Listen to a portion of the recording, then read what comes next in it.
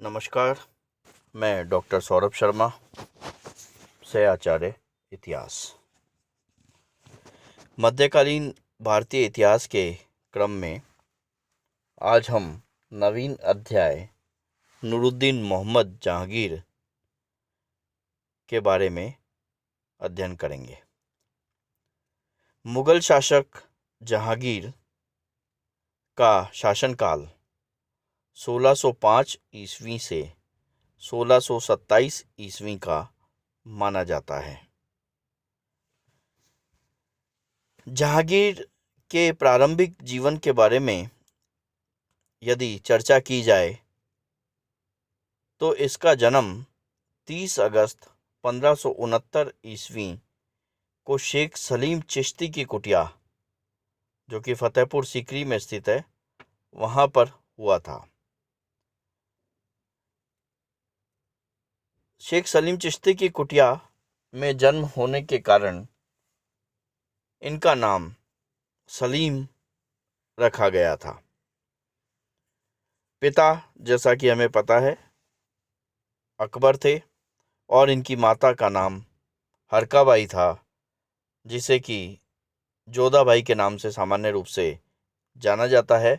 हालांकि जोधाबाई नाम ऐतिहासिक दृष्टि से नहीं मिलता है, इसलिए ध्यान रखिएगा, परीक्षा में सामान्यतः जब भी प्रश्न पूछा जाता है जोधाबाई नहीं पूछा जाता है, वहाँ पर हरकाबाई पूछा जाता है, जो कि जयपुर राजघराने से संबंधित थी। जहांगीर अकबर की मृत्यु के उपरांत 3 नवंबर 1605 ईस्वी में बादशाह गाजी की उपाधि के साथ राज सिंहासन पर बैठा था। कई बार ये प्रश्न परीक्षा में पूछा जाता है कि जहांगीर ने सुल्तान या बादशाह बनते समय कौन सी उपाधि धारण की थी। तो ये ध्यान रखना है आपको, बादशाह गाजी की उपाधि के साथ नूरुद्दीन मोहम्मद जहांगीर राजगद्दी पर बैठा था। राजगद्दी पर बैठते ही उसने 12 राजाज्ञा जारी की थी, यानी 12 प्रकार के आदेश जारी किए थे, जिसमें राहत देने का प्रयास था जो भी जनता है उसको। जैसे अंग भंग की सज़ा उसने रद्द कर दी, कई अवैध कर हटा दिए, कई तरह की परंपराएं और प्रथाओं को बंद कर दिया। इस प्रकार से उसने प्रजा को राहत देने का प्रयास किया गद्दी पर बैठते ही। जहांगीर जब गद्दी पर बैठता है तो सबसे पहले उसे अपने ही पुत्र, जो ज्येष्ठ पुत्र खुसरो, उसके विद्रोह का सामना करना पड़ता है। 1506 से 1507 ईस्वी में अपने शासनकाल के प्रारंभ में ही खुसरो के विद्रोह का सामना जहांगीर को करना पड़ा। बहरावल के मैदान में जहांगीर ने खुसरो को पराजित किया तथा उसके बाद खुसरो को अंधा करवा दिया और उसके सहयोगियों को भी कठोर दंड दिया। इसी समय जहांगीर ने सिखों के जो 5वें गुरु हैं, गुरु अर्जुन देव को भी मृत्युदंड दिया। उनकी कारण ये था कि गुरु अर्जुन देव ने जहांगीर के विरुद्ध खुसरो को समर्थन दिया था। खुसरो के विद्रोह के बाद कुछ अन्य विद्रोह हुए जिनसे जहांगीर को निपटना पड़ा।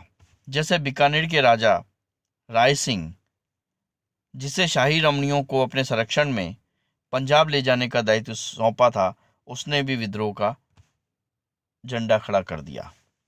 राय जगन्नाथ कछवाहा के द्वारा उसे पराजित किया गया और बंदी बना लिया गया। बिहार के जागीरदार संग्राम सिंह ने विद्रोह किया, जिसे बिहार के गवर्नर कुली खान ने दबा दिया। मेवाड़ का विलय जहांगीर के शासनकाल की सर्वाधिक प्रमुख घटना थी। मेवाड़ के बारे में हमने देखा था, अकबर के पूरे शासनकाल में मेवाड़ क्षेत्र का विलय मुगल साम्राज्य में नहीं हो पाया। राणा प्रताप पूरे समय संघर्षरत रहा। केवल चित्तौड़ पर अधिकार हो पाया था, बाकी मेवाड़ का क्षेत्र अकबर के समय भी मुगल सेना की अधीनता में नहीं आ पाया था। जहांगीर के शासनकाल के दौरान 1613 ईस्वी में जहांगीर ने अपने पुत्र खुर्रम को मेवाड़ की विजय के लिए भेजा। 1615 ईस्वी में मेवाड़ के शासक अमर सिंह, जो कि महाराणा प्रताप के पुत्र थे, के साथ उदार शर्तों पर जहांगीर की संधि हो गई और राणा ने मुगलों की अधीनता स्वीकार कर ली। इस मुगल मेवाड़ संधि के कुछ प्रमुख पक्ष इस प्रकार से थे। जैसे राणा ने मुगलों की अधीनता स्वीकार कर ली, ये एक बहुत विशेष घटना थी कि मेवाड़ के राणा ने मुगलों की अधीनता स्वीकार कर ली। प्रथम बार मेवाड़ मुगल सेना की अधीनता में पूर्ण रूप से आया था, लेकिन शर्त यह रखी गई कि कोई वैवाहिक संबंध यहाँ पर नहीं होंगे। सामान्य रूप से हम देखते आ रहे थे, चाहे वो जयपुर के कछवाहा हों, चाहे जोधपुर राजवंश हो, जहाँ भी मुगलों से संधि होती थी वहाँ पर वैवाहिक संबंध होते थे। लेकिन मेवाड़ इसका अपवाद था। मेवाड़ के साथ संधि हुई, उसमें वैवाहिक संबंध नहीं होंगे, यह शर्त डाली गई। अमर सिंह ने अपने पुत्र करण सिंह को मुगल दरबार में भेज दिया। मुगल सेना ने चित्तौड़ का किला राणा को सौंप दिया, लेकिन शर्त यह रखी कि वो उसको सुदृढ़, मजबूत या सशक्त नहीं करेगा, यानी उसमें किसी भी तरह का पुनरुद्धार कार्य नहीं किया जाएगा जिससे कि वह सुदृढ़ होता है। मेवाड़ की विजय के उपरांत एक बहुत बड़ा परेशानी का विषय यह था कि कंधार पर से मुगल अधिकार समाप्त हो गया। 1615 ईस्वी में दक्षिण में अहमदनगर के प्रधानमंत्री मलिक अंबर ने विरोध किया था, उसका प्रयास विफल कर दिया। मेवाड़ तथा अहमदनगर में शहजादा खुर्रम की सफलता के कारण उसे शाहजहां की उपाधि दी गई। तो शाहजहां, जो कि बाद में शासक बनता है, उसका असली नाम खुर्रम था, लेकिन मेवाड़ और अहमदनगर में जो पराक्रम खुर्रम के द्वारा दिखाया गया, उस आधार पर उसका नाम शाहजहां या शाहजहां की उपाधि उसे प्रदान की गई। सन 1621-22 ईस्वी में ईरान के शासक शाह अब्बास ने कंधार पर अधिकार कर लिया था। इस समय शाहजहां ने विद्रोह कर रखा था। इस कारण से जहांगीर उस क्षेत्र की तरफ विशेष ध्यान नहीं दे पाया और कंधार पर से मुगल सेना का अधिकार समाप्त हो गया। शाहजहां का विद्रोह। नूरजहां के षड्यंत्र से तंग आकर शाहजहां ने सन 1622 से 24 ईस्वी में विद्रोह कर दिया था। 1623 ईस्वी में महावत खां के नेतृत्व में शाही सेना ने उसे परास्त कर दिया। शाहजहां दक्कन तथा बंगाल के क्षेत्र में शक्ति संचय के लिए भटकता रहा। उसे हालांकि बार बार पराजय का मुंह देखना पड़ा। अंततः 1625 ईस्वी में पिता और पुत्र में मेल हो गया और उनके बीच संघर्ष की स्थिति खत्म हो गई।